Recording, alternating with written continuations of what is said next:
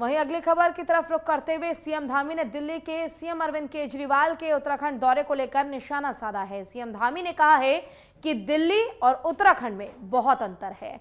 यहाँ की भौगोलिक परिस्थितियां बिल्कुल अलग है। यहाँ के लोग इस बात को भली भांति जानते हैं कि सीएम ने कहा है कि उत्तराखंड में काम चल रहा है। बता दें कि केजरीवाल ने अपने दौरे के दौरान बेरोजगारी को मुद्दा बनाकर युवाओं को घोषणाओं के माध्यम से साधने का काम किया है।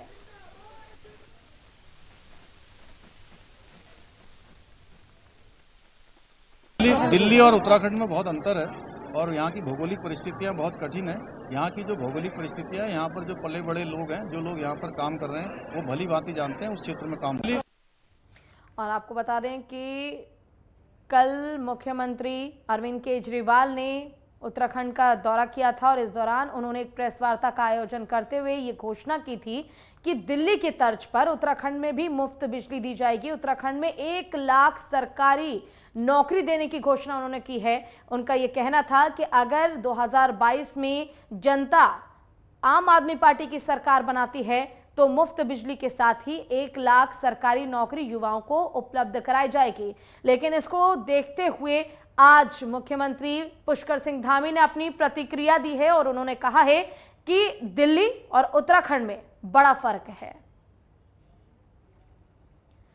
और इसी पर ज्यादा जानकारी के लिए हमारे साथ हमारे संवाददाता ज्ञानेंद्र तिवारी जुड़ चुके हैं। ज्ञानेंद्र, जिस तरह से हम देख रहे हैं कि जैसे जैसे चुनाव नजदीक आ रहा है, आरोप प्रत्यारोप का दौर जारी है। जहां एक तरफ मुख्यमंत्री अरविंद केजरीवाल ये कहते हैं कि मुफ्त बिजली दी जाएगी, 1 लाख सरकारी नौकरी दी जाएगी, तो वहीं अब मुख्यमंत्री पुष्कर सिंह धामी की ओर से कहा गया है कि उत्तराखंड और दिल्ली दोनों में काफी फर्क है।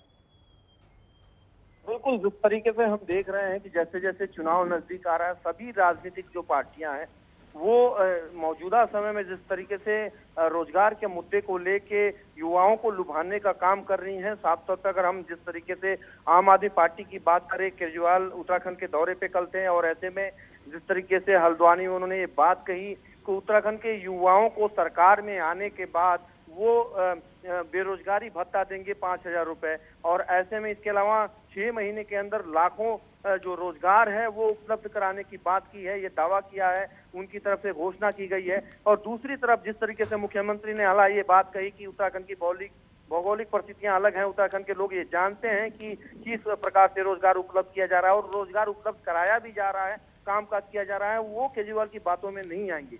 लेकिन अगर हम मौजूदा समय में देखें तो भाजपा भी युवाओं पे फोकस कर रही है। युवा मुख्यमंत्री 60+ के नारे के साथ वो चुनावी मैदान में है और लगातार युवाओं की बात कर रही है, जो भी उसके जन आशीर्वाद रैलियां हो रही हैं। अगर इसके विपरीत अगर हम देखें, कांग्रेस भी अपनी कहीं ना कहीं तमाम जो प्रेस कॉन्फ्रेंस होती हैं, रैलियां होती हैं, उनमें युवाओं को लेकर खास तौर पे जोर दिया जा रहा है, रोजगार को लेकर जोर दिया जा रहा है कि प्रदेश में रोजगार लगातार जो है कम होता चला जा रहा है, सरकार इस पे ध्यान नहीं दे रही है। तो यानी कि युवाओं पे फोकस सभी पार्टियां कर रही हैं। तीनों जो पार्टियां हैं, सरकार जो भाजपा की सरकार है, भाजपा भी चाहती है कि युवा जो है वर्ग है वो आकर्षित हो, क्योंकि तीनों को मालूम है कि मौजूदा समय में युवा ही कहीं ना कहीं एक दृष्टि कोण एक पैदा करेंगे आगामी 2022 के चुनाव में।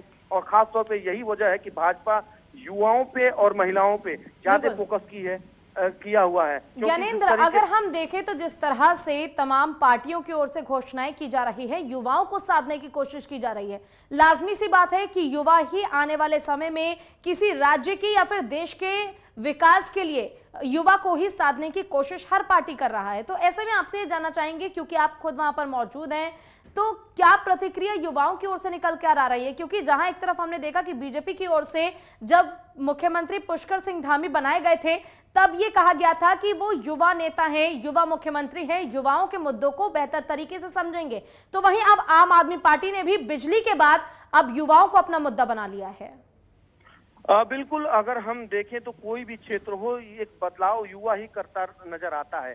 युवाओं का काफी योगदान होता है बदलाव में, और ऐसे में राजनीतिक पार्टियां इस बात को भली भांति समझ रही हैं। यही वजह है कि युवाओं को आकर्षित करने के तरह तरह के जो एजेंडे हैं वो निकाले जा रहे हैं। खासतौर पे अगर हम देखें, जिस तरीके से प्रदेश के अंदर कोविड काल की वजह से और कहीं ना कहीं बाहरी राज्यों से जो लोग अपने घरों को वापस हुए, रिवर्स पलायन हुआ, ऐसे में रोजगार का एक बहुत बड़ा संकट उत्तराखंड के अंदर हमने देखा। ऐसे में विभिन्न माध्यमों से, योजनाओं के माध्यम से हालांकि सरकार ने इसको स्थिर करने की कोशिश की, लेकिन ऐसे में अभी मौजूदा समय में जिस तरीके से ये मुद्दा लगातार बड़ा होता चला जा रहा है, चुनावी मुद्दा होता चला रहा है, इस समय उत्तराखंड के अंदर सबसे बड़ा अगर मुद्दा की बात करें तो रोजगार का मुद्दा है चुनाव का। चाहे आम आदमी पार्टी और कांग्रेस दोनों इस मुद्दे को लेके युवाओं को आकर्षित कर रहे हैं। युवा भी भली भांति समझते हैं कि उनके सामने रोजगार बिल्कुल ज्ञानेंद्र, देखिए जिस तरह से तमाम पार्टियों की ओर से युवाओं को साधा जा रहा है रोजगार देना, हर साल जब जब चुनाव आते हैं तब तब रोजगार उपलब्ध कराने की बात कही जाती है, लेकिन ऐसे में सबसे अहम बात जो है वो यही है कि देश के साथ साथ आज के समय में युवा भी काफी ज्यादा स्मार्ट हो गए हैं। तो ऐसे में युवाओं को समझने की जरूरत है कि किस तरह से उनके देश का, उनके राज्य का विकास होगा ताकि उनका विकास हो सके। तो ऐसे में कहीं ना कहीं 2022 विधानसभा चुनाव अगर युवाओं पर टिका है तो जरूर दिलचस्प होगा इस बार का विधानसभा चुनाव, क्योंकि अब युवा भी काफी ज्यादा स्मार्ट हो गए हैं। आपका बहुत बहुत शुक्रिया तमाम जानकारी के लिए ज्ञानेंद्र।